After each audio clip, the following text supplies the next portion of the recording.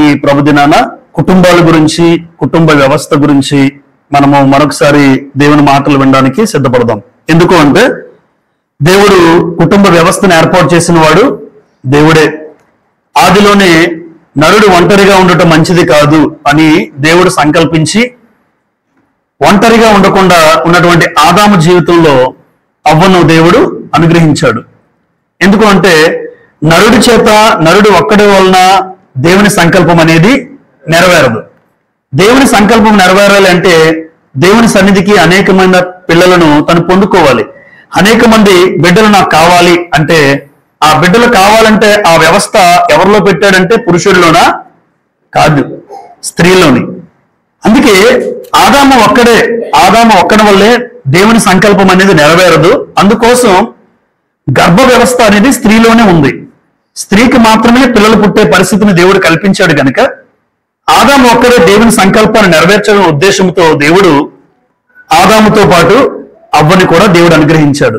అయితే కుటుంబ వ్యవస్థను ఏర్పాటు చేసిన వాడు దేవుడే. ఎందుకు? వివాహం అనే బంధము ద్వారా ఇద్దరు వ్యక్తులను దేవుడు కలుపుతూ ఉన్నాడు. దానికి అదే వివాహం. అంతకుముందు ఎవరికి ఎవరో తెలియని పరిస్థితి. వివాహం అనే బంధం వాళ్ళిద్దరిని కూడా ఒక కుటుంబముగా ఏర్పాటు చేసింది. కనుక వివాహం అన్ని విషయముల్లో దేవుడు ఘనమైనది అన్నాడు. లోకంలో ఎన్నైతే ఉన్నాయో తెలియదు కానీ ఏ విషయాలు, కానీ దేవుడు చెప్పిన మాట వివాహం అనేది అన్ని విషయాల్లో ఘనమైనది. అలాంటప్పుడు ఆ భార్య భర్త ఆ వివాహ వ్యవస్థలో ప్రవేశించిన తర్వాత, ఒక కుటుంబ వ్యవస్థలోకి వాళ్ళు వచ్చిన తర్వాత, వారికి ఒక పిల్లలు కలిగిన తర్వాత ఆ కుటుంబ వ్యవస్థ కట్టబడాలి అని దేవుడి ఉద్దేశం. కానీ చూడండి, భార్యాభర్తలు జతపరచబడడం వరకు బాగానే ఉంది. పెళ్లి కాక ముందు బాగానే ఉంటారు. పెళ్లి కాక ముందు ఒకరినంటే ఒకరు విడిచిపోయిన పరిస్థితి. మాటలతోనే కాలం గడిపేసే వాళ్ళు కూడా లేకపోలే. ఎన్ని ఫోన్లో, తిన్నావా, లేచావా, పడుకున్నావా. కానీ మరి పెళ్ళైన తర్వాత సంవత్సరం 2 సంవత్సరాలు గడిచిన తర్వాత, పిల్లలు పుట్టిన తర్వాత భార్య అంటే లెక్కలేని పరిస్థితి, భర్త అంటే లెక్కలేని పరిస్థితి. ఎందుకు ఇలా జరుగుతుంది? అసలు దేవుడు ఏమనుకున్నాడు? ఏ ఉద్దేశంతో దేవుడు భార్యాభర్తలు జతపరిచాడో తెలియక, ఏ ఉద్దేశంతో కుటుంబాలు కట్టబడాలని దేవుడు ఆలోచించాడో చాలా మందికి తెలియక, ఈరోజు కుటుంబం కట్టబడాలంటే ప్రాముఖ్యమైన మాటలే. ఒక కుటుంబం కట్టబడాలి. ఈరోజు నా కుటుంబమైనా, ఇక్కడ ఉన్నటువంటి వచ్చినటువంటి మనందరి కుటుంబాలైనా కట్టబడాలి. ఆ కట్టబడితే అది చూసి దేవుడు ఆనందపడతాడు. సరే, నేను ఒక భార్యాభర్తను జతపరిచాను, వారిని ఒక కుటుంబంగా నడిపించాను. ఇప్పుడు ఆ కుటుంబంలో కలహాలు ఉన్నాయనుకోండి, భార్యాభర్తలకే పడట్లేదండి, తల్లిదండ్రులకు పిల్లలకి అసలు పొంతు లేదు అంటే ఆ కుటుంబాన్ని చూసి దేవుడు ఆనందపడతాడా? ఆలోచించండి. ఎప్పుడు ఆనందపడ్డు. కుటుంబ వ్యవస్థలోకి నడిపించిన తర్వాత ఆ కుటుంబంలో భార్యాభర్తల పిల్లలను చూసి దేవుడు ఆనందపడాలి. అందుకోసం కుటుంబ వ్యవస్థను దేవుడు ఏర్పాటు చేశాడని ఎంతమందికి అర్థమైంది? అర్థమైతే నా కుటుంబం దేవుని సంకల్పంలో ఉండాలి, దేవుని చిత్తములో నా కుటుంబం కట్టబడాలి. రైట్. ఇక్కడ 2 కుటుంబాలు బైబిల్ గ్రంథంలో చాలాసార్లు నేను చెప్తూ ఉంటాను. బైబిల్ గ్రంథంలో కుటుంబం గురించి మాట్లాడాలంటే ఒక ప్రాముఖ్యమైన కుటుంబాలు ఉన్నాయి. కట్టబడే కుటుంబాలు. కొన్ని కుటుంబాలు ఎలా ఉంటాయి? పడిపోయిన కుటుంబాలు. అంటే కట్టబడే కుటుంబాలు ఉంటాయి, పడిపోయిన కుటుంబాలు. ఈరోజు ఎందుకు ఈ 2 చెప్తున్నానంటే మన కుటుంబం కట్టబడే కుటుంబంగా ఉండాలి, పడిపోయిన కుటుంబాలుగా మన కుటుంబాలు ఉండకూడదు. చూడండి, కట్టబడే కుటుంబాల్లో ప్రాముఖ్యమైనటువంటి రాజు లేదా ఒక దేవునికి ఇష్టానుసరైన మనుషుడు ఎవరు? దావీదు కుటుంబం వర్ధిల్లెను అని గ్రంథంలో రాస్తుంది. మా దావీదు కుటుంబం ఏమైంది? దావీదు కుటుంబం వర్ధిల్లింది. సౌలు కుటుంబం నీరసిల్లేనంటే పడిపోయింది. నీరసం అంటే నిలబడతాడు బాగా, నీరసం అంటేనే పడిపోతాడు ఇంకా. అంటే కుటుంబం నీరసెళ్ళడం ఏంటి? కుటుంబం వర్ధిల్లడం ఏంటి? 2 సమూయేలు గ్రంథం 3వ అధ్యాయం, సమూయేలు 2వ గ్రంథం, సమూయేలు 2వ గ్రంథము 3వ అధ్యాయం, 2వ సమూయేలు గ్రంథం 3వ అధ్యాయం ప్రారంభ వచనం చదువుతాం. చూడండి. సౌలు కుటుంబీకులకును దావీదు కుటుంబీకులకును బహుకాలం యుద్ధము జరుగగా దావీదు అంతకంతకు ప్రబలెను, సౌలు కుటుంబం అంతకంతకు నీరసిల్లెను. చూసారా, దావీదు కుటుంబం ప్రబలింది అంటే వర్ధిల్లింది. కానీ సౌలు కుటుంబం నీరసిల్లింది. ఎందుకు? కుటుంబ వ్యవస్థని అందరికీ సమానంగా దేవుడు ఏర్పాటు చేశాడు. కానీ ఒక కుటుంబం ఏమో బాగుంది, ఒక కుటుంబం ఏమో బాగోలేదు. ఒక కుటుంబం ఏమో దేవుని సంకల్పం ప్రకారం బ్రతుకుతుంది, ఒక కుటుంబం ఏమో దేవుని సంకల్పంలో లేకుండా పడిపోయింది. ఎందుకు ఈరోజు ఎక్కడున్న కుటుంబాలైనా నిజంగా మా కుటుంబం ఎవరికి వాళ్ళు, మా కుటుంబం కట్టబడిన కుటుంబమా, మా కుటుంబం పడిపోయిన కుటుంబమా అన్న ఆలోచనతో ఈ మాటలు వినాలి. మా కుటుంబం కట్టబడి లేకుండా, నిజమే మా కుటుంబంలో భార్య భర్త పిల్లలు వారి మధ్య పరిస్థితి బాగోలేదు అని ఒకవేళ ఉంటే కట్టబడడానికి ఏం చేయాలి, అంతే కదా. నా కుటుంబం కూడా కట్టబడాలని ఏ తల్లైనా ఏ తండ్రి అయినా కోరుకుంటారండి, ఏ భార్యాభర్తలైనా కోరుకుంటారు. కుటుంబం కట్టబడాలంటే దేవుడి గ్రంథంలో ఏమి రాయించాడు, ఎలా ఉంటే మీ కుటుంబాలు కట్టబడతాయి, ఏం చేస్తే మన కుటుంబాలు సుఖంగా సంతోషంగా ఆనందంగా ఉండగలుగుతాయి అన్నది ప్రాముఖ్యం. ఇప్పుడు చూడండి, సామెతల గ్రంథం 24వ అధ్యాయం. సామెతల గ్రంథం 24వ అధ్యాయం 3వ వచనము చదువుతాను. జ్ఞానము వలన ఇల్లు కట్టబడును అన్నాడు. అంటే ఇల్లు ఎలా కట్టబడుతుంది ఇల్లు ఎలా కట్టబడుతుంది? జ్ఞానము వలన అన్నాడు. ఇప్పుడు ఒక ఇల్లు, భౌతికమైన ఇల్లు కట్టుకోవాలంటే డబ్బు ఉండాలి కాదా? డబ్బు ఉంటే చాలు, ఇల్లు ఎవరైనా కట్టుకోవచ్చు. డబ్బు లేకపోతే బాధ. కానీ ఇల్లు కట్టుకోవాలంటే, భౌతికమైన ఇల్లు మనం ఉండడానికి ఉండే ఇల్లు కట్టుకోవాలంటే డబ్బు ఉంటే చాలు ఎవరికైనా. కానీ ఆ ఇంట్లో మనుషులు కట్టబడాలంటే డబ్బుతో పని ఉండదు. ఈ ఇల్లు కట్టుకోవాలంటే డబ్బు ఉండాలి, వెరీ గుడ్. కానీ ఆ ఇంట్లో ఉండేది ఎవరు? మనుషులు. మనుషులు కట్టబడాలంటే డబ్బుతో సరిపోదు, డబ్బు ఇస్తే సరిపోదు, డబ్బు ఉంటే సరిపోదు. ఆ మనుషులు హృదయాల్లో, మనుషులకు ఏముంటాయంటే మనసులు ఉంటాయి. ఆ మనసులు కట్టబడాలి. ఆలోచించండి, ఇల్లు కట్టడానికి డబ్బు ఉంటే చాలండి, కానీ ఇంట్లో మనుషులకి మనసులు ఉంటాయి. భర్తకో మనసు, భార్యకో మనసు, పిల్లలకో మనసు. అంటే మనసులు కట్టబడాలంటే దైవికమైన జ్ఞానం ఉండాలి.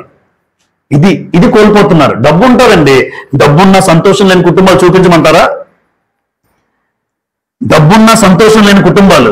బైబిల్ గ్రంథంలోనే ఒక పెద్ద జ్ఞానవంతుడు ఉన్నాడు, అపారమైన జ్ఞానం కలిగిన వాడు. డబ్బు ఉంది, అంతస్తులు ఉన్నాయి, తినడానికి లోటు లేదు, కట్టుకోవడానికి లోటు లేదు, అనుభవించడానికి లోటు లేదు. కానీ తన జీవితం అంతా వ్యర్థం అంటాడు ఆయన. ఎందుకు బ్రతుకు అన్నాడు. ఎందుకు అంటే జ్ఞానవంతుడే, కానీ ఏ జ్ఞానం కావాలో తన కుటుంబాన్ని కోల్పోయాడు. సొలొమోను తన జీవితాన్ని కోల్పోయాడు.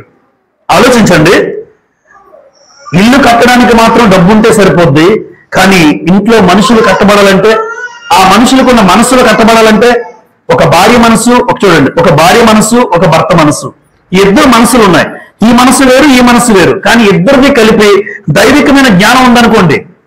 భర్తకి దేవుని జ్ఞానం ఉంది, భార్యకి దేవుని జ్ఞానం ఉంది. భర్తకి వాక్యం తెలుసు, భార్యకి వాక్యం ప్రకారం. వాక్యం తెలుసు అంటే మళ్ళీ జ్ఞాపక శక్తి గురించి నేను చెప్పట్లే.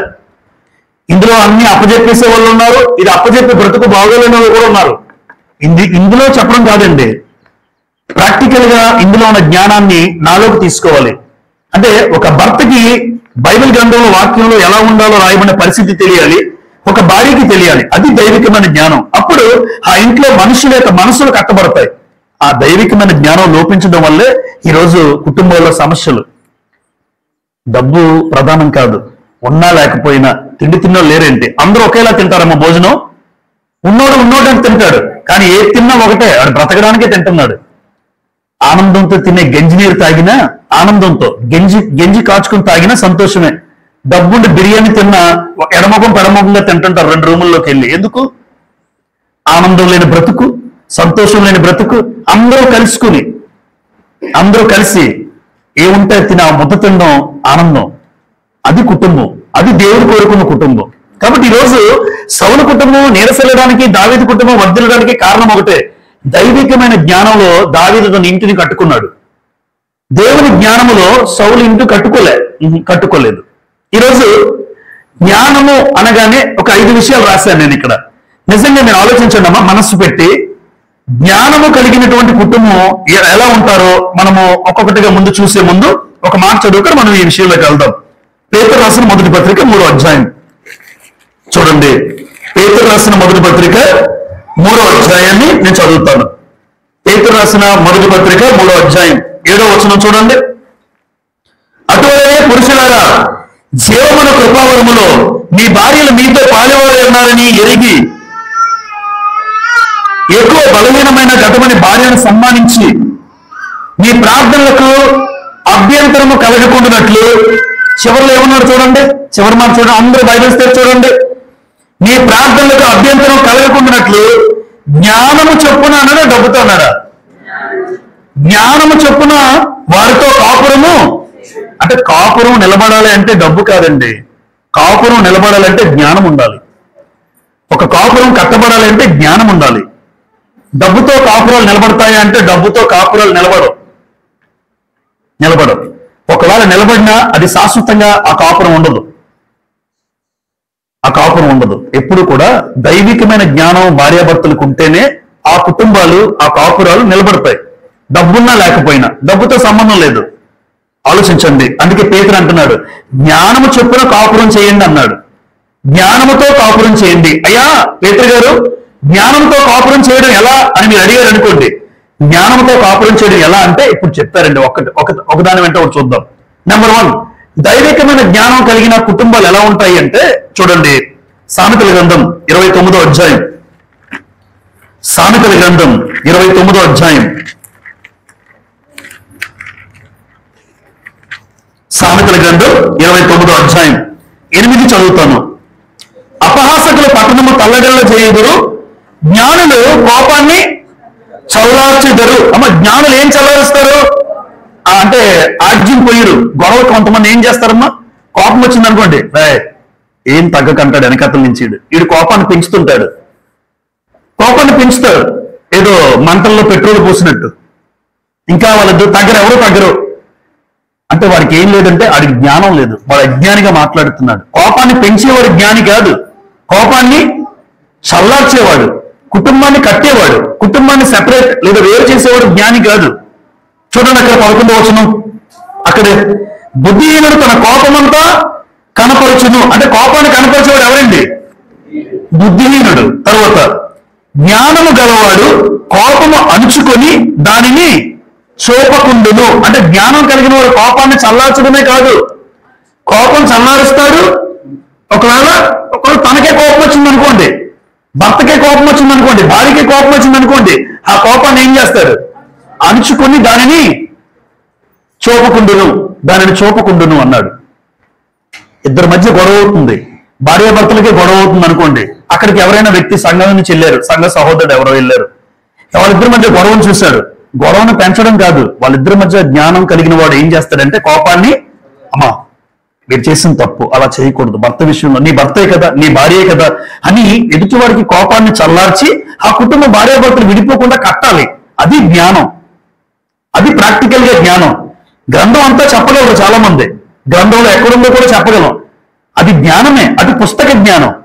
కానీ పుస్తక జ్ఞానాన్ని నేర్చుకున్న నేను నా ప్రాక్టికల్ లైఫ్ లో నేను ప్రవర్తించాలి. అది దేవుడు కోరుకునే దైవికమైన జ్ఞానం.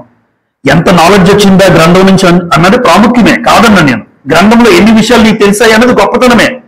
గ్రంథంలో తెలిసిన విషయం ప్రాక్టికల్ గా నా జీవితంలో ఎదుటివాడి విషయంలోనూ నా విషయంలోనూ ప్రవర్తిస్తే అది నిజమైన దైవికమైన జ్ఞానం.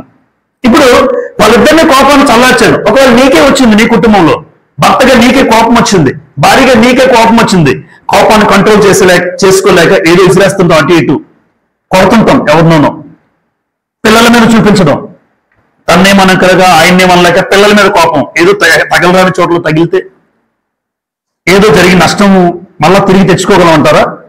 అంటే కుటుంబంలో కొన్ని సందర్భాల్లో భార్య చేసిన పనుల వల్ల భర్త కోపం రావచ్చు, భర్త చేసే పని అర్థవంతంగా లేదని భార్యకు కోపం రావచ్చు. ఒకటి మాత్రం వాస్తవం, ఇద్దరు నీకు వచ్చిన కోపాన్ని చల్లార్చుకోకపోతే, ఇద్దరు నీకు వచ్చినటువంటి ఆ కోపాన్ని అణుచుకోకపోతే కుటుంబం ఏమవుతుంది? కట్టబడుతుందమ్మా చెప్పండి.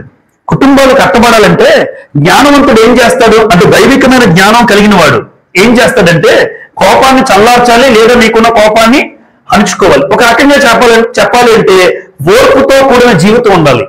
అంటే ఒక భార్యకైనా ఆ సమయంలో ఓర్పు ఉండాలి. సరే ఆయన అరుస్తున్నాడు కదా, నేను సైలెంట్ గా ఉంటాను. ఆయన అరుస్తుంటే నువ్వు అరుస్తుంటే ఆయన, ఇద్దరు అరుచుకుంటే ఏముండదు. ఆఖరికి అక్కడి నుంచి ఎక్కడికో ఎవరో ఒకరు వెళ్ళిపోవాలి, లేదంటే పెట్టి తీసుకుని వెళ్ళిపోవాలి. అటు విడిపోవడానికే నిర్ణయం తీసుకుంటే ఎప్పుడు ఆలోచించకూడదండి. క్రైస్తవ జీవితంలో దేవుడు ఏమన్నాడమ్మా, పెళ్లి చేసినప్పుడు ఒక తీర్మానం చేస్తారు పెళ్లి చేసినటువంటి పెద్దలు, దేవుడు జతపరిచిన వారిని మనుషుడు. మరి నువ్వెందుకు వేరైపోతున్నావు? ముందే నువ్వే నిర్ణయం తీసుకున్నావు. నీతో ఇంక నీ జీవితం, నీతో కాపురం చేయనంటాడు ఆవిడ, నీతో కాపురం చేయనంటాడు ఈయన. దేవుడు మిమ్మల్ని జతపరిచింది ఎవరు?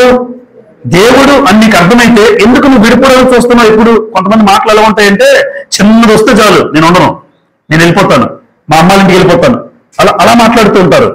అంటే వీళ్ళకి ఏమర్థం లేదు పెళ్లి చేసినప్పుడు అంటే, దేవుడు మమ్మల్ని జతపరిచాడు. కుటుంబాల్లో సమస్యలు రాని వాళ్ళు ఎవరున్నారు చెప్పండి? ఇక్కడ ఎవరైనా కుటుంబంలో ఏ సమస్య రాని వాళ్ళు ఎవరైనా ఉన్నారా?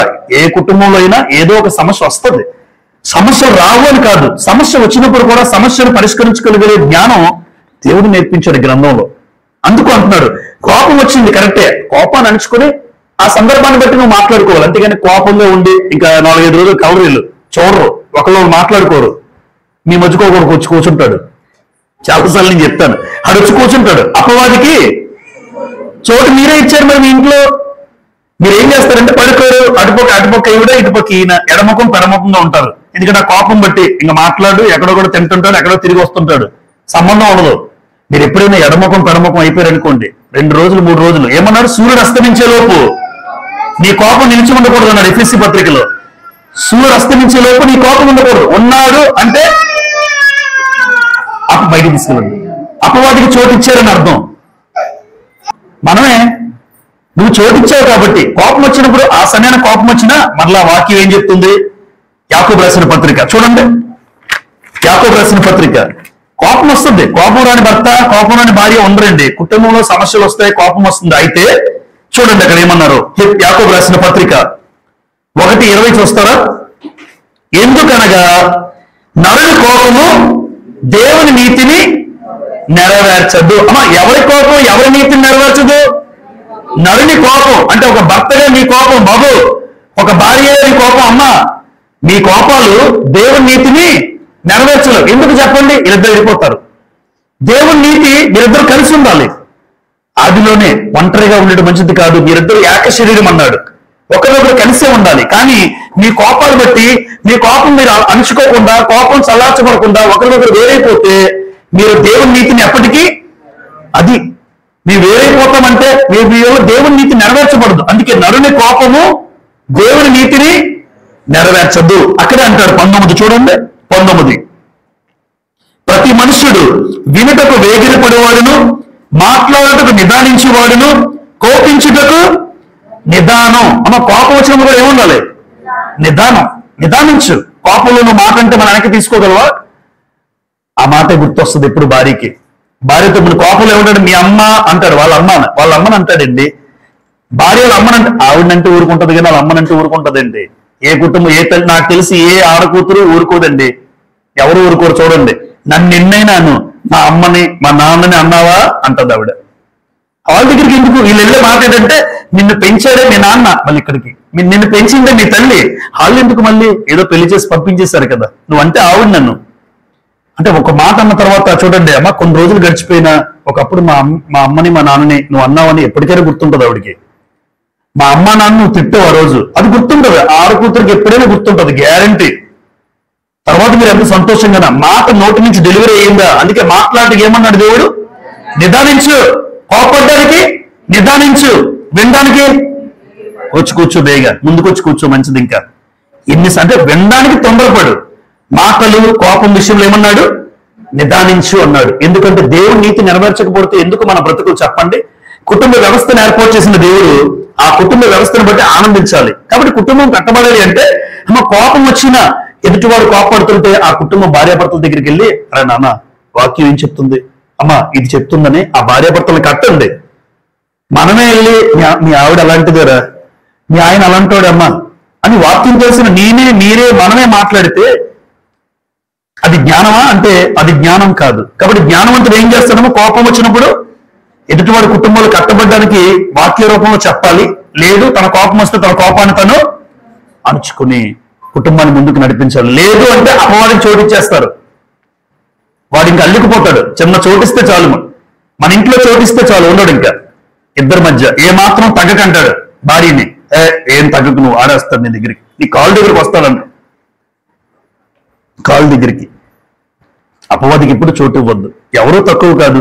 అటు భర్తగా అటు భార్యగా ఇద్దరూ సమానమే. సాటి అయిన సహాయం అన్నాడు దేవుడు. ఇద్దరూ సమానమే.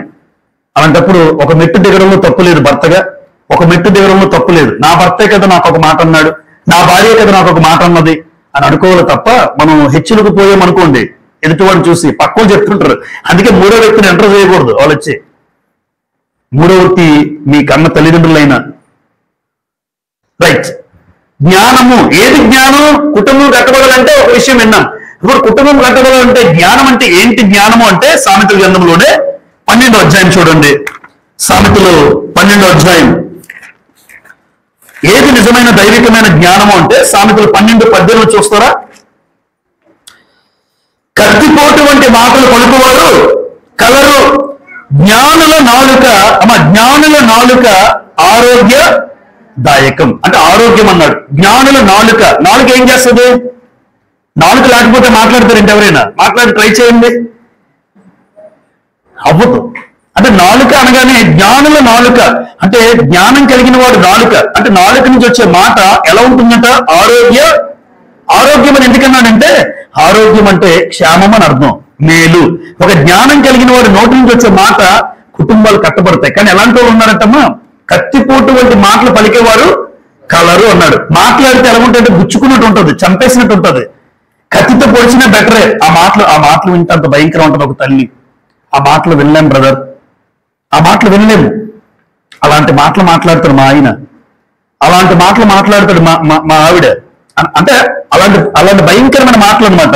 ఇప్పుడు జ్ఞానవంతుడు ఎవరు అంటే జ్ఞానం కలిగిన భార్యగా భర్తగా నా కుటుంబం కట్టబడాలి అంటే నీ నోటి నుంచి వచ్చే మాట నీ భర్తను గుచ్చినట్టు ఉండకూడదు. ఆరోగ్యకరమైన మాట నీ నోటి వెంట రావాలి. ఆవిడ జ్ఞానవంతురాలు. అందుకే మాట సామెతలు 14:1 జ్ఞానవంతురాలు తన ఇల్లు ఆ మూర్రాలు తన చేతులతో ఇల్లుని ఏం చేస్తుందట? ఊడబెరుక్కుంటుందంట. మూర్రాలుగా ఏ భార్య ఉండకూడదు. జ్ఞానవంతురాలు తన ఇల్లు అంటే తన కుటుంబాన్ని తన జీవితాన్ని కట్టుకుంటుంది. అంతే కదమ్మా. ఆలోచించండి. ఒక ఇంట్లో అడుగుపెట్టిన కోడలు ఒక ఇంటికి వెళ్ళింది అడుగు పెట్టడానికి. ఆ ఇంట్లో అడుగు పెట్టింది. అలాంటప్పుడు అక్కడికి వెళ్ళిన తర్వాత పెత్తనం చేయాలన్న ఆలోచన నీకు ఎప్పటికీ రాకూడదు. ఆ ఇంటి వాళ్ళతో సఖ్యమై మమేకమై కలిసిమెలిసి అత్తతో ఆడపడుచులతో అటువంటి వాతావరణం ఉండాలి తప్ప ఎప్పుడు నీకంటూ తాళాల గుర్తు నాకే కావాలి. కొంతమంది వెంటనే ఇచ్చేయాలమ్మా నీకు, నీ అత్తిస్తుంది ఏదో చివరి రోజున. అలాంటి ఆలోచన కలిగిన కోడలు కూడా లేకపోలేదండి. జ్ఞానం అంటే డబ్బు ఆ తాళాలు నీ చేతికి ఇక్కడ కట్టుకుంటే సరిపోయిందా? ఏంటి జ్ఞానం? నీ అత్తను కట్టుకోవాలి, నీ మామయ్యను కట్టుకోవాలి, నేర్పుగల మాట, నీ నోటి నుంచి వచ్చే మాట ఒక ఆరోగ్యకరమైన ప్రేమపూర్వకమైన మాట అయి ఉండాలి. ఆ మాటలకి నీ అత్త ఫిదా అవ్వాలి. ఫిదా అంటే నా ఉద్దేశం మీ అత్త పొంగిపోవాలి. నాకు వచ్చిన కోడలు అంటే కత్తిపోటు వంటి మాటలు మాట్లాడతారా? అమ్మ అత్తలు కూడా మాట్లాడడం ఉన్నారు, కోడలు కూడా ఉన్నారు. ఎవరికి మినహాయింపు లేదండి. అత్తలు కూడా కత్తిపోట్లని మాటలు మాట్లాడతారని ఉన్నారు. కానీ ఎప్పుడు దేవుడు జ్ఞానం కలిగినటువంటి ఒక కుటుంబంలో ఒక సంఘంలో కొనసాగుతున్న మనము క్రీస్తు సంఘంలో దేవుడు నమ్ముకున్న పిల్లలుగా నీ నోటి నుంచి వచ్చే మాట ఆరోగ్యకరమైన మాట అయి ఉండాలి. అందుకే ఇక్కడ అన్నాడు కత్తిపోటు లాంటి మాటలు పలుకువారు కలరు అన్నాడు. యోబు గ్రంథం మనం చూస్తాం కదా. యోబు గ్రంథంలో యోబు భార్య ఏ మాటలు మాట్లాడింది తెలుసా మీకు? కత్తిపోటు ఉంటుంది. యోబుని అతను బతికే ఉన్నాడు పాపం. అప్పటికి చిల్ల పెంకు తీసుకుని బోక్కుంటున్నాడు యోబు గారు. ఆయనకు వచ్చినట్టు దొంగ ఆ చీమి కారుతుంటుంది, వాసన చీమి చాలా భయంకరమైన వాసన వస్తుంది. ఆయనేమో ఆయన పరిస్థితి గోక్కుంటున్నాడు. ఆ గోక్కుంటూ అక్కడికి వచ్చింది ఆవిడ. ఎందుకీ బ్రతుకు? దేవుడు నమ్ముకున్నావు. ఏం చేశాడు దేవుడు? నీ ఆస్తి పోయింది, నీ అంతస్తు పోయింది, నీకున్న పేరు ప్రఖ్యాతులు పోయాయి. ఒకప్పుడు యోబు అంటే ఎలా ఉండేవాడు, ఇప్పుడు చూడండి యోబు ఎలా ఉన్నాడు. అసలు పోల్చుకోవడానికే యోబేనా అన్నట్టు దగ్గరికి వెళ్ళి చూడాలట. అలా ఉన్నావు నీ పరిస్థితి. పిల్లలు కూడా చచ్చిపోయారు. అదో 10 మంది సవాలుగా రాలిపోయి ఉన్నారు మన ఇంటి ముందు. ఇంకెందుకు ఈ బ్రతుకు? దేవుని తిట్టి దేవుని దూషించి చచ్చిపో, దేవుని దూషించి చచ్చిపో ఉంటుంది భార్య వచ్చి. ఆలోచించండి. ఎవరు ఎన్ని మాటలన్నా పర్వాలేదండి. స్నేహితులు తిట్టినా పెద్ద పట్టించుకోండి. నేను స్నేహితులు నన్ను ఇబ్బంది పెట్టినా బాధపడను, నా రక్త సంబంధికులు ఒక మాట అన్నా బాధపడం. కానీ 3 ముళ్ళేసి కట్టుకున్నటువంటి భర్త దగ్గర పట్టుకున్న 3 ముళ్ళేసి భార్యకి వేస్తే ఆ 3 ముళ్ళేసిన భార్యే ఒక మాట అంటే బాధ అనిపిస్తుంది. బయట ఎంతన్నా పెద్ద అనిపించదు. కానీ ఇంట్లో ఉన్న భార్య అనేసరికి ఎవరు తట్టుకోలేరండి. కానీ యోబు ఇద్దరులో యోబు భార్య మాట ఏమో కత్తిపోటులా ఉంది, కానీ యోబు మాట్లాడిన మాట ఎలా ఉంది తెలుసమ్మా? మూర్ఖురాలు మాట్లాడినట్లు నువ్వు మాట్లాడుతున్నావు అన్నది అంతే. కానీ ఆ సమయంలో కూడా తిట్టలేదు. మనమైతే తిట్టిపోయినండి, అది ఏడు ఉంటే కొట్టేస్తాం బుర్ర మీద. ఆవిడ ఉండదు ఇంకా అక్కడ. నా పరిస్థితి నేనే నాకు ఇలా ఉంటుంటే నువ్వు వచ్చి మళ్ళీ నాకు ఏడిపిస్తుంటే ఎవరైనా కొట్టి చంపేస్తారు ఆవిడ్ని. లోకంలో మనుషులైతే జ్ఞానం కలిగిన భర్తగా, దైవికమైన జ్ఞానం కలిగిన వాడు యోబు.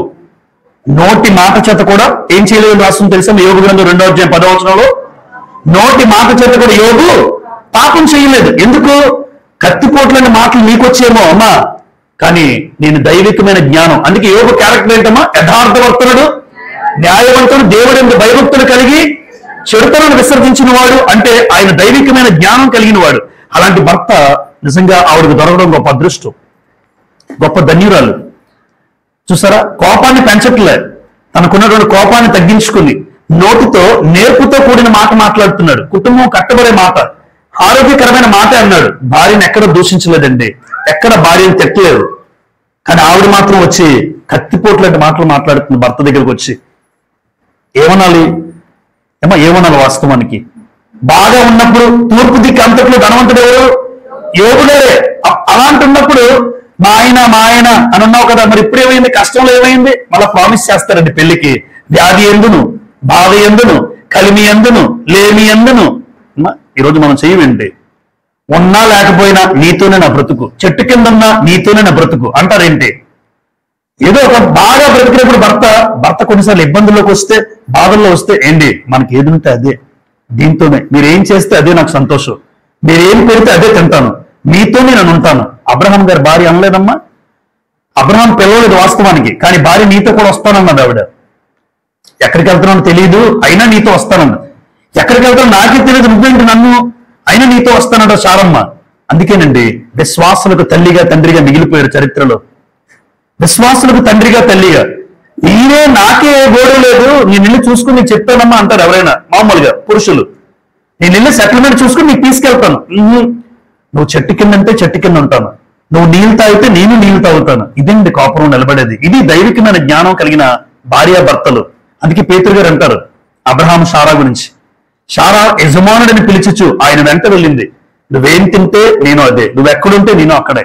అంతేగాని నీలాంటి చేసుకున్నాను, నీలాంటి దాన్ని చేసుకున్నాను అనకూడదండి. ఎప్పుడు నా పెళ్ళయిన తర్వాత ముందే ఉండాలి నీకు ఆలోచన. ఒకవేళ ఇష్టం లేకపోతే కొన్ని సంవత్సరాలు గడిచిన తర్వాత మళ్ళీ ఇలాంటి మాటలు మాట్లాడకూడదు. మీ నాన్న ఏం పెట్టాడు, మీ అమ్మ ఏం పెట్టింది, ఇదే.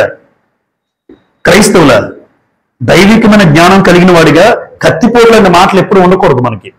ఎదుట వీలైతే నీ భార్యను, నీ భర్తను, కుటుంబం కట్టబడే మాట, నోటి వెంట ఆరోగ్యకరమైన మాట రావాలి, క్షేమాభివృద్ధికరమైన మాటలే రావాలి. ఎఫెసీ పత్రిక 4వ అధ్యాయం చూడండి. ఎఫెసీలకు రాసిన పత్రిక 4వ అధ్యాయం, ఎఫెసీ 4వ అధ్యాయం ఒక మాట చదువుతాను. 29 వినువారికి మేలు కలిగినట్లు అవసరమును బట్టి క్షేమాభివృద్ధికరమైన అనుకూల వచనమే పలుకుడి గాని దుర్భాష ఏదైనా మీ నోట, దుర్భాష మీ నోట రాకూడదు. ఒక భర్తగా అమ్మా, ఒక భార్యగా మీ నోట దుర్భాష రాకూడదు. వినువారికి ఏం కలగాలట? మేలు కలగాలి, అంతే. అలాంటి మాటలే మాట్లాడాలి. ఇప్పుడు అమ్మ ఎంత బాధ వచ్చినా, ఎంత కష్టం వచ్చినా అలా భార్యాభర్తలు ఉంటే ఆ కుటుంబం విడిపోతుందండి, ఆ కుటుంబం దూరం అవుతుందా? ఎప్పటికీ కాదు.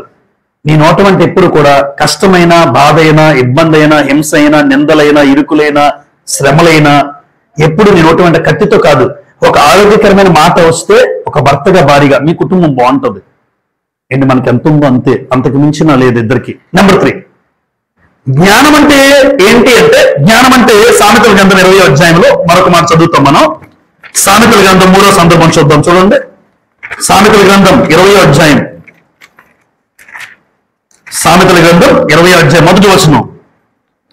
ద్రాక్షరసము వెక్కిరింపుల పాలు చేయును, మద్యము అల్లరి పుట్టించును, దాని వశమైన వారందరూ జ్ఞానము లేని వారు. అమ్మ, జ్ఞానము లేని వారు ఎవరు? ద్రాక్షరసము మద్యము తాగేవారు. అంటే ఒక రకంగా నేనేమంటానంటే దాన్ని వ్యసనము అంటాను. అది వ్యసనం. ఇప్పుడు ద్రాక్షరసమైన మద్యమైన అదొక వ్యసనం. అది లేకపోతే వీరు ఉండలేరు.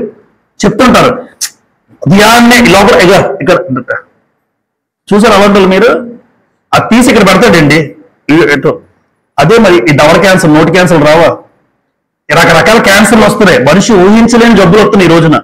ఎవరో ఏ జబ్బుతో ఉన్నారో సడన్ గా బయటపడుతుంది, తెలియట్లేదు, మనకు కూడా తెలియట్లే.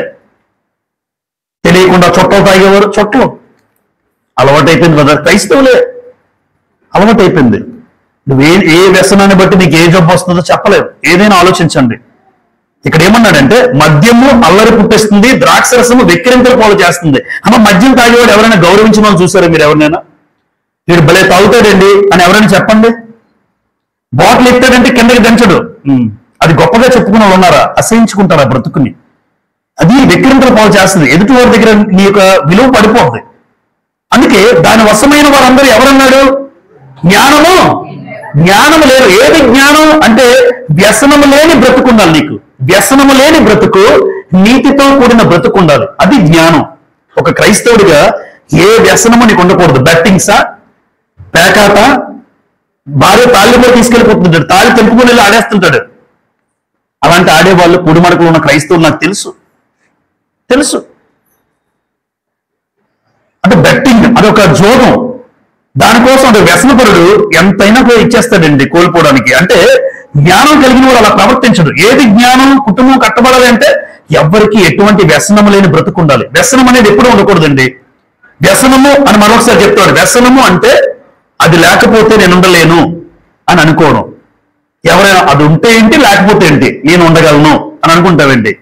ఇంకొక మాట చెప్పమంటారా? ఇది వ్యసనం అవ్వాలి, ఇది ఉండదు మనకి. గ్రంథం చదవకపోతే నేను ఉండలేనండి, నేను బ్రతకలేనండి, అసలు ఇది లేకపోతే నాకు బ్రతికే లేదండి అన్నోళ్ళు ఎవరన్నా రెండమ్మా, నిజంగా దండం పెడతాను నేను, నాకు అది సంతోషం, దేవుడికి అది సంతోషం. ఇది అంటే నాకు వ్యసనం, ఇది వ్యసనం ఉండాలి. ఎందుకు ఇది వ్యసనం? ఇది లేకపోతే నేను బ్రతకలేను, అసలు ఇది చదవకపోతే నేను ఉండలేను, నాకంటే ఒక జీవితం లేదు అన్న వాళ్ళు ఉన్నారనుకోండి, ఆ వ్యసనము దేవుడికి సంతోషం. లోక సంబంధమైన వ్యసనాలు అవి లేకపోతే నేను ఉండలేను, ఇది తీసేయండి. తల్లిదండ్రులను చంపేసిన వాళ్ళు ఉన్నారు ఈరోజు, కుమారులు కూతుళ్ళు. ఇది తీసేయండి మీరు, 10 నిమిషాలు ఊరికి అలా ఇసురు కొట్టాలి భూమికి అసలు దీన్ని. ఈ వ్యసనం వల్లే కూతుళ్ళు కొడుకులు పాడైపోతున్నారు అని చెప్తున్నాను. ఇది లాగేమనుకోండి, చదువైన పుస్తకమైనా పక్కన పడేస్తారు, కానీ ఇది లాగేమనుకోండి కళ్ళతోనే సమాధానం చెప్తుంటారు కొంతమంది. గుడ్లు పీకేయాలంటాను నేనైతే, ఆ గుడ్లు పీకేయాలి. సెల్ ఫోన్ వ్యసనం, త్రాగుడు వ్యసనం, జోగం వ్యసనం, పేకాట వ్యసనం, ఇంకా మీరు ఏవైనా లిస్టులో పెట్టుకోండి, ఏవైనా పెట్టుకోండి. వ్యసనం అయితే అక్కడ రాశాను, మీ ప్రాణం ఏమవుతుందో తెలుసా? నీరు గారిపోవడం అంటే నీ భవిష్యత్తు నీరు గారిపోద్ది, ఇంక నీ భవిష్యత్తు ఏముండదు. ఈ రోజు టిక్కు టిక్కు టిక్కు, రేపు పొద్దున్న నీ బ్రతికే టిక్ అయిపోద్ది. అవును, నీ భవిష్యత్తు ఏముండదు. ఎందుకంటే చదవలసిన సమయంలో చదవట్లేదు, కష్టపడాల్సిన సమయంలో కష్టపడలేదు. ఈ రోజు సుఖం కోసం వ్యసన బారిన పడి ఏదైతే నీ జీవితాన్ని పాడు చేసుకుంటున్నావో, కుటుంబాలు నాశనం అవడానికి కారణం వ్యసనమే. 119వ కీర్తన 28వ వచనం చూడండి. 119:28. వ్యసనము వలన నా ప్రాణము, చూడండి 119:28. వ్యసనము వలన నా ప్రాణము నీరైపోయాను. అంటే వ్యసనం నీ జీవితం నీరు గారుస్తుంది. అమ్మ, నీరు గార్చడం అంటే తెలుసు మీ అందరికీ. నీరు గారిపోయిందంటే జీవితం నాశనం అయిపోయింది అంటారు. జీవితం పోయింది, నీరు గారిపోయిందండి. వయసు అంతా పోయిందండి. చదువుకునే సమయంలో చదువుకోకపోతే యవనస్తుడు రేపు పొద్దున వాడి భవిష్యత్తు ఎలా ఉంటుందంటే నీరు గారిపోద్ది. ఎవడో ఒక ఉద్యోగం ఎవడు, కనీసం పనిచేయడం కూడా ఈ ఆధారం లేకుండా అనుకుంటా ఆ రోజున, అరే నా బ్రతకంతా నీరు గారిపోయిందే. ఎందుకు నీరు గారిపోయిందంటే నీకున్న వ్యసనం. అది సెల్ ఫోన్ వ్యసనమా, తాగుడు వ్యసనమా, సిగరెట్. కొంతమంది రింగులు చేస్తుంటాడు, రింగ్ బాబు. ఈ రింగ్ బాబు రింగులు చేస్తుంటాడు, రేపు పొద్దున్న దగ్గుతుంటాడు. ప్రతిదానికి ముందు దగ్గు వెనకాల దగ్గు. ఎట్రాయిడు అంటే ఒకప్పుడు వయసులో ఉన్నప్పుడు రింగులు తిప్పాడండి, ఈ రోజు లోపల రింగులు తిప్పుతుంది. ఇప్పుడు దగ్గుతుంటాడు. ఆ బాగున్నారు బ్రదర్, తర్వాత దగ్గు, మళ్ళీ మాట దగ్గు. ఏంటండి బాబు అంటే ఒకప్పుడు బాగా బతికాడండి సిగరెట్లతోనే, ఇప్పుడు జీవితం కూడా అలాగే ముగించిపోతుంది. ఇది మనకి ఆశ్చర్యస్పదంగా ఉండొచ్చు, కానీ ఆలోచిస్తే ఏ వ్యసనమైనా మనిషి భవిష్యత్తు నీరుగా చేస్తుందండి. ఇది లేకపోతే నేను ఉండలేను, బ్రతకలేను అంటే అది నీ జీవితంలో ఏమవుతుందో తెలుసమ్మా? అదే వ్యసనం. ఆ వ్యసనం ఎప్పుడు వద్దు. సెల్ ఫోన్ ఉంటే ఏంటి, లేకపోతే ఏంటి. ఈరోజు సెల్ ఇక్కడ కాకపోయినా పర్వాలేదు, సంఘానికి సెల్ రాకపోయినా పర్లే, కాలేజీకి తీసుకెళ్ళిపోయినా పర్లే, ఉండగలుగుతున్నారో లేదో చూడండి. ఎవరైనా ఎవరొస్తున్నా చూపించండి ఒకళ్ళు నాకు. సెల్ ఫోన్ లేకపోయినా నేను ఉండగలను. ఉండరు అంటే వాళ్ళ జీవితంలో వ్యసనం అది. కానీ వాళ్ళకి అది తెలియదు. ఈరోజు అది వ్యసనం అని తెలియదు. రేపు పొద్దున్న తెలిసేసరికి జీవితం నీరు గారిపోద్ది. ఈరోజు ఈ మాటలు దేవుడు వినిపింపజేస్తున్నాడు అందరికీ, హెచ్చరిక నాతో సహా. అది లేకపోతే, సెల్ ఫోన్ లేకపోయినా పర్వాలేదు, నేను రోజంతా డ్యూటీ చేసుకుని రాగలను అని నీకుందా? ఇది లేకపోతే పర్వాలేదు, నేను ఎక్కడైనా ఉండగలను, ఉండినా పర్లేదు, ఉన్నా లేకపోయినా. ఇది ఉంటే సమాచారం కోసం మాత్రమే. ఇది లేకపోయినంత మాత్రాన్ని బ్రతికేం పోదు కదా, జీవితమేం పోదు కదా. కానీ కుటుంబాలు కట్టబడాలంటే ఎవ్వరూ ఎట్టి పరిస్థితుల్లో వ్యసనం బారిన పడకూడదు. ఏ వ్యసనమైనా వ్యసనం నీ జీవితాన్ని నాశనం చేస్తుంది. వ్యసనం నీతితో కూడిన బ్రతుకు నీకు ఉండదు. నీకు అందరి దగ్గర చులకనైపోతావు. ఆ అమ్మాయ ఎప్పుడు సెల్లే, ఆడ ఎప్పుడు సెల్ ఫోనే అనుకోరా. అది ఏమైనా గొప్ప బ్రతుక? నీచంగా మాట్లాడుకుంటున్నారు. ఆడ తాగుబోతా అనకూడదండి, మనల్ని తిరుగుబోతా అనకూడదు. వాడా జోదపరుడా, జోదమాడేవాడు. అంటే నీతితో కూడిన బ్రతుకు జ్ఞానం. నేను దేవుణ్ణి నమ్ముకున్నావు. జ్ఞానం ఏది అంటే ఎప్పుడు ఏ వ్యసనము నీలో ఉండకుండా నీతితో కూడిన బ్రతుకు ఉండాలి. అది జ్ఞానం. చివరిగా 4వది, జ్ఞానము అనగానే సామెతల గ్రంథం చదువుదాం. సామెతల గ్రంథం 9వ అధ్యాయం. ఏంటి జ్ఞానం? కుటుంబాలు కట్టబడే జ్ఞానం ఏది అంటే సామెతలు 9:8 అపహాసుకుని గద్దింపకము, గద్దించిన ఎడల వాడు నిన్ను ద్వేషించును. తర్వాత జ్ఞానము గలవానిని గద్దింపగా వాడు నిన్నేం చేస్తాడమ్మా? ప్రేమిస్తాడట. అపహాసుడు రోడ్డు మీద తిరుగుతున్నాడే, సంఘానికి రావట్లేదు ఏమరా అంటే వాడు ఎదురు తిరుగుతాడు నీ మీద. ఎందుకంటే వాడు బ్రతికంత రోడ్డు మీదే. అపహాసుడు కూర్చుంటే చోట కూర్చుంటాడు, కామెంట్స్ చేసుకుని అక్కడే. మన పిల్లలే, మన సంఘస్థుల పిల్లలే అనుకోండి, అరే ఏమన్నా సంఘానికి రావట్లేదంటే వాడు సమాధానం చెప్తుంటాడు అక్కడ ఉండి. నా ఇష్టం అంటాడు ఇతను. అలాంటి వాడి దగ్గరికి ఎందుకు నువ్వు చెప్పకంటున్నాడు దేవుడు. అలాంటి వాడికి చెప్పుకో. ఎందుకు నువ్వు చెప్పావనుకో వాడు ఏం చేస్తాడు నిన్ను. చూడండి, అపహాసుకుని గద్దించిన ఎడల, గద్దింపకము, గద్దించిన ఎడల వాడు నిన్ను ద్వేషిస్తాడు. అదే నీ మాట వినేవాడు ఉంటారు, వాడికి చెప్పావనుకో వాడు నిన్ను ప్రేమిస్తాడు. అంటే జ్ఞానం కలిగిన వాడు ఎలా ఉంటాడంటే గద్దింపును స్వీకరించే మనసు ఉంటుందమ్మా. తల్లి తిట్టినా, తండ్రి తిట్టినా తీసుకుంటారు వాళ్ళు. కొంతమంది తల్లిదండ్రుల మాట కూడా వినరు, వాళ్ళు గద్దింపు వినరు. వాళ్ళు గద్దింపును స్వీకరించే మనసు కలిగిన వాడు ఎవరు చెప్పండి? ఇప్పుడు జ్ఞానవంతుడు. గద్దింపు మీ పిల్లలైనా ఎవరైనా తీసుకోవట్లేదు అనుకోండి, వాళ్ళు అజ్ఞానులు. గ్రంథం చెప్తున్నమాట. తల్లి తిట్టినా లేదా తల్లి చెప్పినా, తండ్రి చెప్పినా ఆ మాట స్వీకరించాలి, శిరస వహించాలి, అంతే. లేదు దేవుడి మాటలు చెప్తున్నప్పుడు ఇక్కడ మనందరం, నేను కూడా దేవుడి మాట చెప్పాడు అనుకోండి, నేను కూడా తల వంచుకోవాలి. అయ్యా మమ్మల్ని గద్దించావు ఈరోజు, నేను తలదించుకుంటాను అని నాకు ఉండాలి.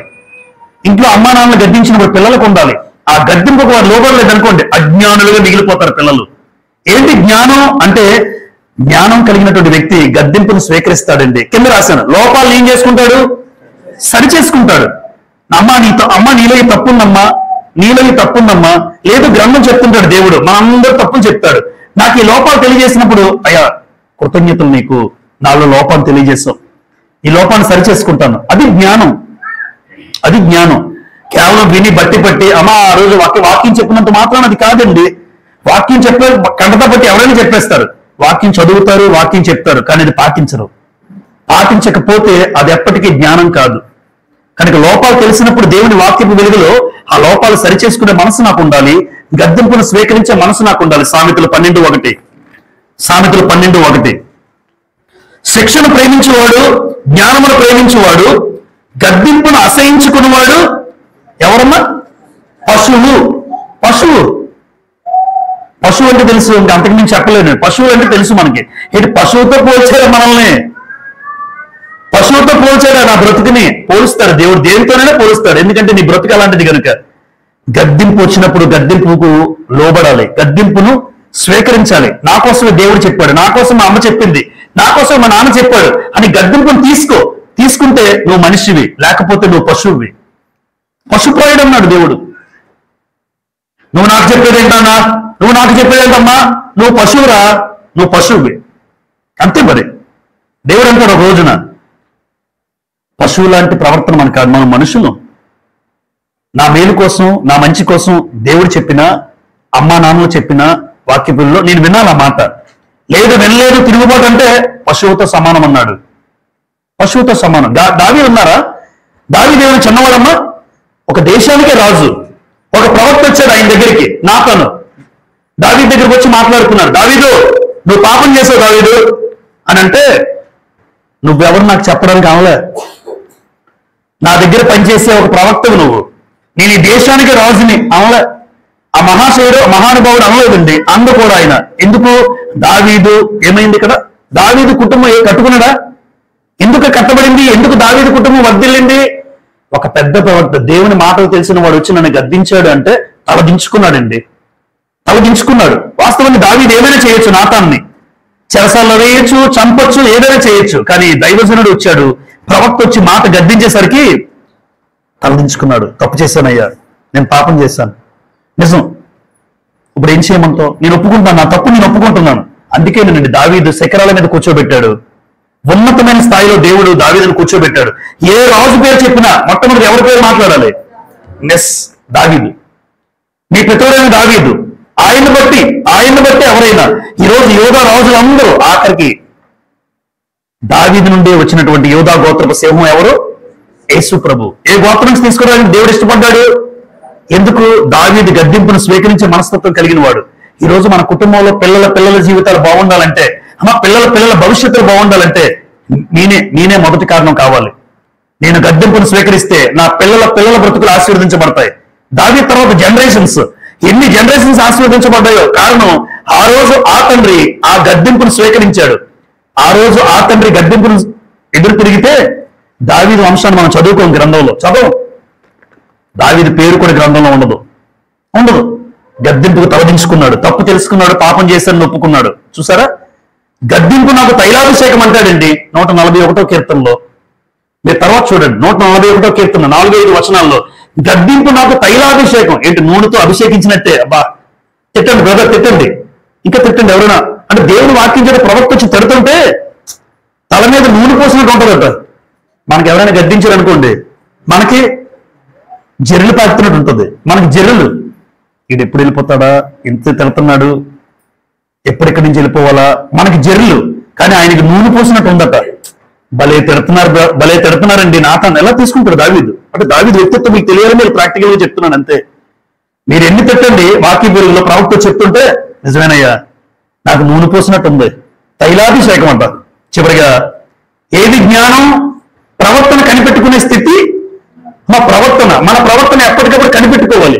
నువ్వు ఎలా మాట్లాడుతున్నావు పెద్దవాళ్ళ పట్ల, పెద్దవారి దగ్గర, నువ్వు సంఘంలో ఎలా ప్రవర్తిస్తున్నావు, ఉద్యోగం దగ్గర ఎలా ప్రవర్తిస్తున్నావు, నీ స్నేహితుల దగ్గర ఎలా ప్రవర్తిస్తున్నావు అంటే ప్రతి వ్యక్తి కూడా తన ప్రవర్తనను కనిపెట్టుకోవాలి. సామెతలు గ్రంథం 14:8 సామెతలు 14:8 చూడండి, తమ ప్రవర్తనను కనిపెట్టి ఎన్నుట వివేకుల జ్ఞానమునకు లక్షణం. అంటే జ్ఞానానికి ఉన్న లక్షణం ఏంటి? ఒకరి ప్రవర్తన ఏం చేస్తాడు? తను కనిపెట్టుకుంటాడు.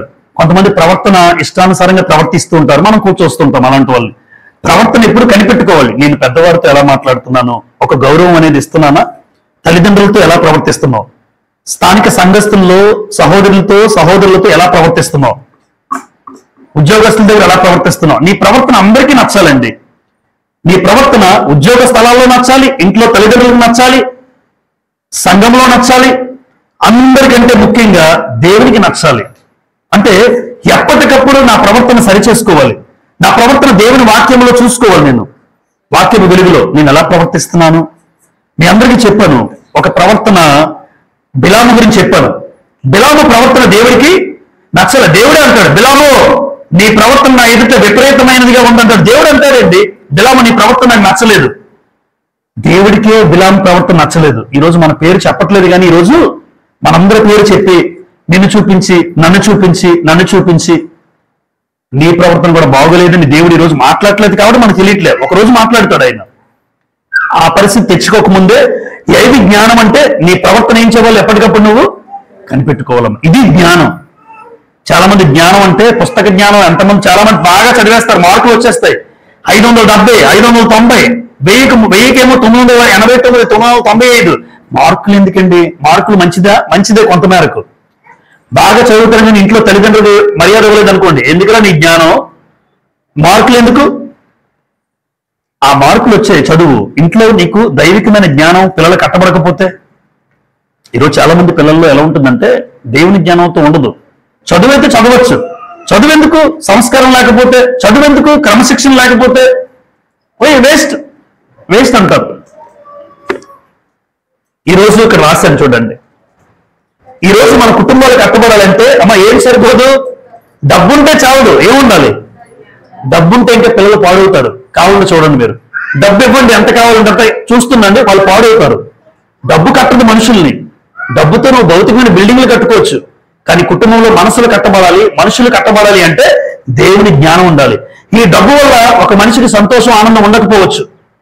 ఒకవేళ డబ్బు వల్ల సంతోషం ఉంది అని మీరంటే తాత్కాలికం, గంట 2 గంటల అంతే. కానీ దైవికమైన జ్ఞానం కలిగిన కుటుంబం ఎప్పుడు సంతోషంగా ఉంటది. డబ్బున్నా లేకపోయినా, తిండున్నా లేకపోయినా, ఏదన్నా లేకపోయినా దేవుని జ్ఞానంతో కట్టబడిన కుటుంబం ఎప్పుడు ఆనందం సంతోషమే. మన కుటుంబాలు ఎలా ఉండాలని కోరుకుంటున్నాం చెప్పండి? మనం ఎలా ఉండాలి? మన కుటుంబాలు దైవికమైన జ్ఞానం కలిగిన కుటుంబాలు. ఎందుకు అంటే నా కుటుంబం సౌలు కుటుంబం లాగా పడిపోకూడదు, సౌలు కుటుంబంలో నీరసెళ్ళకూడదు. దావీదు కుటుంబంలో నా కుటుంబం వర్ధిల్లాలి. అలా నా కుటుంబం వర్ధిల్లాలంటే చివరి వచనం చదువుకొని మనము ప్రార్థన చేసుకుందాం. చూడండి, 2వ సమూయేలు గ్రంథం. నా కుటుంబం దావీదు కుటుంబం వల్లే వర్ధిల్లాలి అంటే నేనేం చేయాలి? ఒక తండ్రిగా ఒక తల్లిగా 2వ సమూయేలు 7:26 చదువుతాను. ముందుగా 7:26 చూడండి. సైన్యముల అధిపతికి యెహోవా ఇశ్రాయేలు దేవుడై ఉన్నాడను మాట చేత నీ నామమునకు శాశ్వత మహిమ కలిగినట్లు నీ దాసుడైన నా కుటుంబము నీ సన్నిధిని స్థిరపరచబడినట్లు. అంటే నా కుటుంబం ఎక్కడ ఉండాలని కోరుతున్నాడు దావీదు? నీ సన్నిధిలో ఉండాలయ్యా.